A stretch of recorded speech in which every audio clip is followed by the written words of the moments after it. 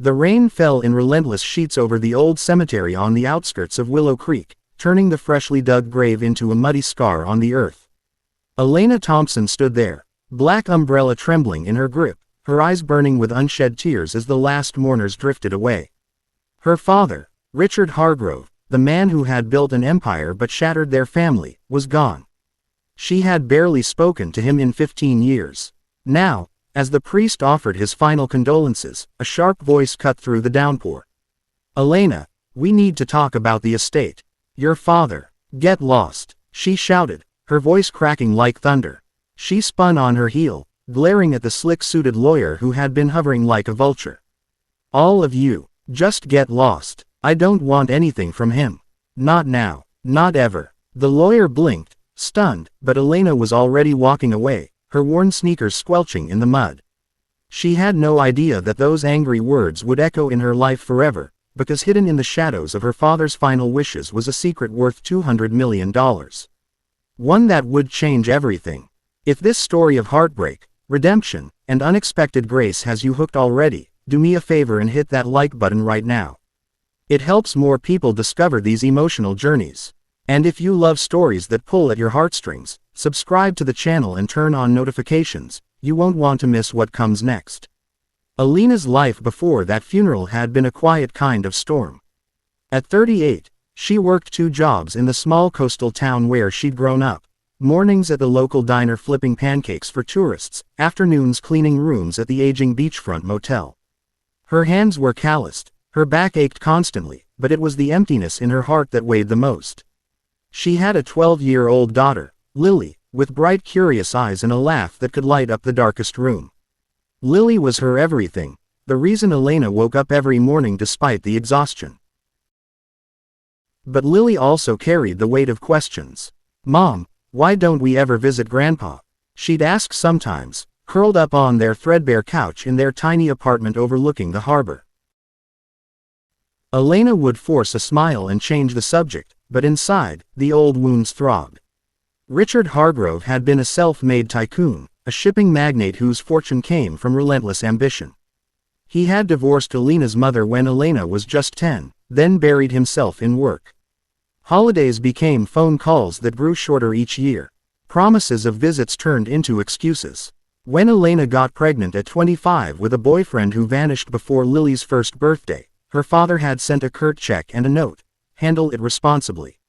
That was the last real contact. The years hardened Elena. She taught herself to be strong for Lily, to find joy in small things, like watching her daughter draw pictures of lighthouses or collecting seashells on their rare days off. But deep down, she carried resentment like an anchor. Her father's success had come at the cost of love, and she swore she would never let money define her the way it had him. The call about his death came on a Tuesday afternoon while she was scrubbing a bathtub at the motel. Heart attack, sudden and alone in his sprawling mansion up the coast. Elena felt a strange numbness as she drove to the funeral arrangements. No dramatic reunion, no tearful goodbye. Just paperwork and polite strangers in black. Lily held her hand tightly during the service, whispering, "It's okay, Mom. We have each other." Those words nearly broke Elena right there in the pew. After the burial, when the lawyer approached her with talk of obligations and final directives, something inside her snapped. She had spent years proving she didn't need her father's world. Shouting, "Get lost," felt like the only honest thing she could do. She drove home in silence, Lily quiet beside her, and tried to bury the grief under the familiar rhythm of survival. The next few weeks were a blur of challenges that tested Elena's spirit to its limits. The diner reduced her hours due to slow season, and the motel owner hinted at layoffs. Bills piled up. Rent, Lily's school supplies, the old car that coughed and sputtered on cold mornings. One evening, after a particularly rough shift, Elena sat on the edge of her bed, staring at an old photo of her and her father from when she was a little girl, sitting on his shoulders at the beach. Tears finally came, hot, angry, and long overdue. "Why couldn't you just love us?" she whispered to the empty room. Lily found her there and crawled into her lap, wrapping small arms around her neck. "Mom, remember when you told me it's okay to feel sad?" Maybe Grandpa was sad too. Maybe he didn't know how to say sorry. In that moment, Elena realized her daughter was wiser than her years. The resentment cracked just a little, making room for something softer, regret for the years lost, and a fragile hope that forgiveness might still heal what was broken inside her. Then came the knock at the door that would unravel everything. It was the same lawyer, Mr. Caldwell, looking far less intimidating in a rumpled raincoat, holding a thick envelope. Elena almost slammed the door in his face, but Lily peeked around her leg and smiled politely. "Please, Ms. Thompson," he said gently. "This isn't what you think. Your father insisted I deliver this personally, after the funeral, no matter what." Reluctantly, Elena let him in. Over lukewarm coffee at their kitchen table, Mr. Caldwell explained. Richard Hargrove had changed in his final years. A quiet diagnosis of illness had forced him to confront his regrets. He had watched Elena from afar, hiring discreet investigators not to control her, but to make sure she and Lily were safe. He had seen her struggles, her strength, the way she poured love into her daughter despite everything.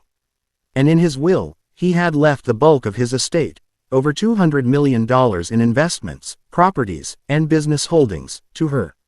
Not as a handout, but as a second chance. Elena stared at the documents, her hands shaking. "This can't be real," she whispered. Mr. Caldwell nodded. "He wrote you a letter. Would you like to read it?" The letter was handwritten, the ink slightly smudged as if written with trembling hands. "My dearest Elena," it began. "If you're reading this, I've finally gone, and I pray you shout it at me one last time. I deserve it. I built walls instead of bridges. I chose deals over dinners, success over your laughter. But in the end, none of it mattered. You and Lily are my greatest legacy. This money isn't to buy your forgiveness, it's to give you the freedom I never gave myself. Use it to live boldly, love loudly, and know that I was proud of you every single day. I'm sorry, Dad." Tears streamed down Elena's face as Lily read the letter over her shoulder.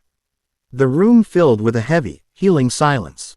For the first time in years, Elena felt seen, not for her hardships, but for her resilience. The challenges didn't vanish overnight. Accepting the inheritance came with its own storms. Lawyers, taxes, distant relatives who suddenly appeared with claims and guilt trips. Elena faced skepticism from people in town who whispered that she had always been after the money. There were sleepless nights wondering if this windfall would change her, make her into someone colder like her father once was. But she faced each one head-on. She started by paying off all their debts, then quietly helped the diner owner with renovations so her old coworkers could keep their jobs. She enrolled Lily in art classes and took her on a trip to the mountains they'd always dreamed about. Most importantly, Elena began healing. She visited her father's grave again, this time alone, with flowers and whispered words of forgiveness. She started a small foundation in his name, funding scholarships for single parents chasing education while raising kids. The money became a tool, not a crutch, a bridge to the life she had fought so hard to build on her own terms. Years later, Elena stood on the balcony of their new home overlooking the sea, watching Lily, now a confident young woman, sketch the horizon.